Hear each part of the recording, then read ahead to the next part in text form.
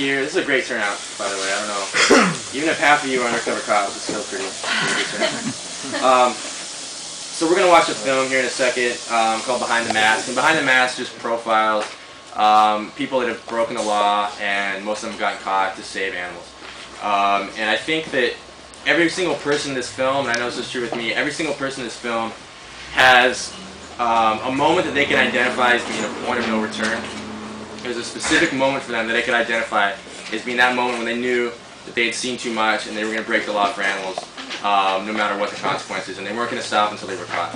And I don't just mean a catalyst, I don't just mean the beginning of some sort of process, but a specific moment in time they can point to. And I have a moment just like that in my life that I will never forget, and it started for me at a chicken slaughterhouse in Seattle. And I was living in Seattle at the time, and I was an activist, maybe like a lot of us are, and I was engaged in vegan outreach efforts, and we had a campaign at the University of Washington to compel them to offer dissection alternatives and so forth. And anyway, so I was engaged in a lot of different activism, different avenues of activism. But everything changed for me one night when I got a knock at my door. It was about 3 o'clock in the morning. A friend of mine, I opened the door, a friend of mine was at the door. And he looked very stricken, like he'd seen a ghost. And I invited him inside, and he told me the story about missing a bus to the, he was in downtown Seattle, missed the last bus home, and he had to walk home to the suburb where we lived outside Seattle. In the process of walking home, he found in a very nondescript industrial neighborhood a chicken slaughterhouse in full operation. Now, up until that time, what happened to animals to us was something that was very abstract. It was something that just kind of happened out there, out in the countryside. We didn't think it happened. Certainly not within a mile of our own house. So I told him, I said, I want you to take me to this place, this chicken slaughterhouse. So then the very next day, it was about 5 o'clock in the morning, we went down to this chicken slaughterhouse, and we stood in an alley behind this chicken slaughterhouse on a crate, and we looked in the window of this place, and within a matter of 2 or 3 minutes, we saw several hundred chickens getting grabbed by their feet, hung up on this conveyor belt, and killed right in front of us. And we began to go down to this place every single, we go down a couple times a week.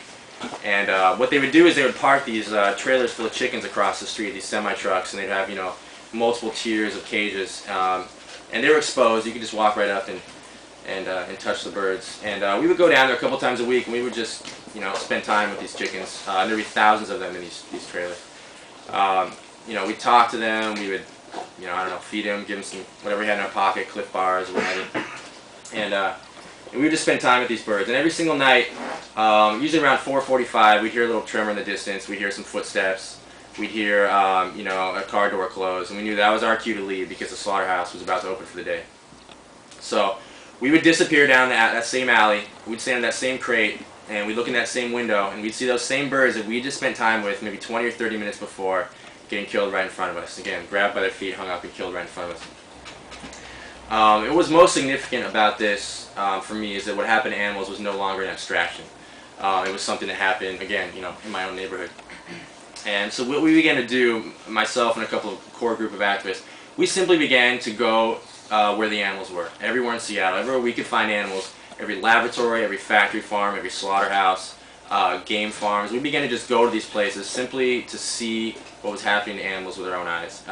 And we felt like that was the best investment we could make as activists, is simply to remove that abstraction and see what was happening there. Again, this was not, at that point it was not reconnaissance for illegal activity. We simply wanted to, see what was happening to animals with our own eyes. And we had to get really creative about how we found these places. We would have to dumpster dive, and we'd have to, there was one place, we had an address, and it was a vivisection breeder, and they bred, I think it was mice and rats for every single laboratory in the whole state of Washington. It was a building you'd walk by it 1,000 times and never know what was going on inside. It looked like a very small warehouse.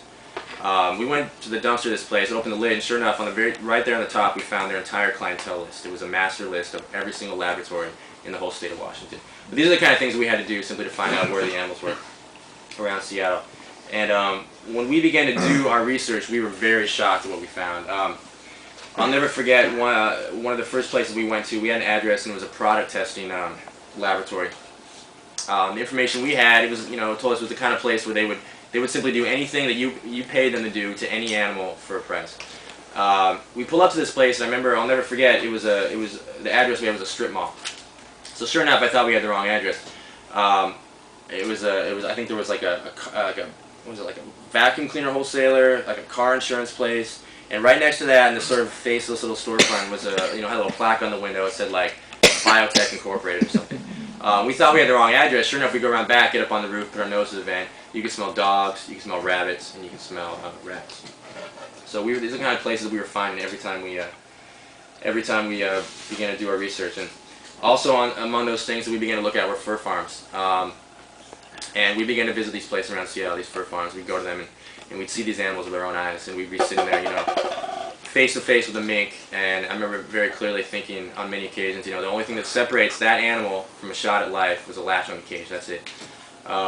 These places, I don't care what you're talking about, whether it's a laboratory, slaughterhouse, what have you, these places are a lot more accessible than you think they are. Every single time we put our mind to it, we had a place that we wanted to get into simply to see what was going on, we always got in. There's always a way in. If you simply put yourself, in the physical location of where these atrocities are happening, generally you figure it out, and that was my experience. We always figured it out. Fur farms are kind of tricky. There was especially the ones in the Northwest. The first time we went to a fur farm, it almost seemed a little bit too easy. I mean, it's very imposing. There's multiple sheds that kind of shoot off in the distance, but at the same time, we were surprised at how accessible they were because the fence was maybe chest high. You could simply hop over it and have free run of the place. And the first time we did that, I'll never forget. We hopped the fence. We began walking around this fur farm, and just as we were getting acquainted with it, a couple of pickup trucks came screeching up.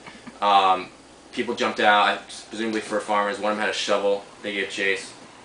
We took off into the woods, disappeared. They didn't catch us. We had exact repeat of that same situation the very next night at a different farm. We could not figure out how it was that they knew that we were on their property, being as the farmers didn't even live on the site.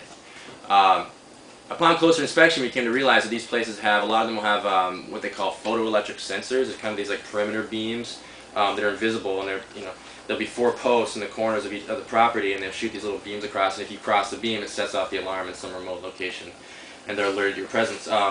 We realized very quickly you can simply hop the fence, drop to the ground, roll under the beam, step up on the other side, and have free run of the place. But again, that's the kind of things we were having to learn as we were doing our research. But we began to look at these fur farms, and I remember very distinctly sitting down one night in the Student Union building at the University of Washington. It was myself and another person, and we laid out a map on a table, and we mapped out a 2-week road trip that was going to be our attempt to get as many of those animals out of those fur farms as we could.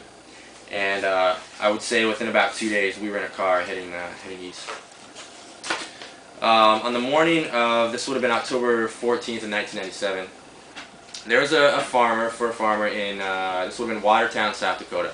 This man had killed every single year for at least the past 30 years. He killed somewhere between 3,000 and 7,000 mink every single November with his own hands. And on October 14th, 1997, that guy woke up that morning, went out to his farm, and found every single one of his animals gone.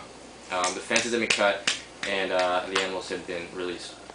About 5 days later, this would have been in Sioux City, Iowa. There were between 3,000 and 5,000 mink and 100 fox released from a farm there. A few days after that, there was a single mink released from another farm elsewhere in Iowa.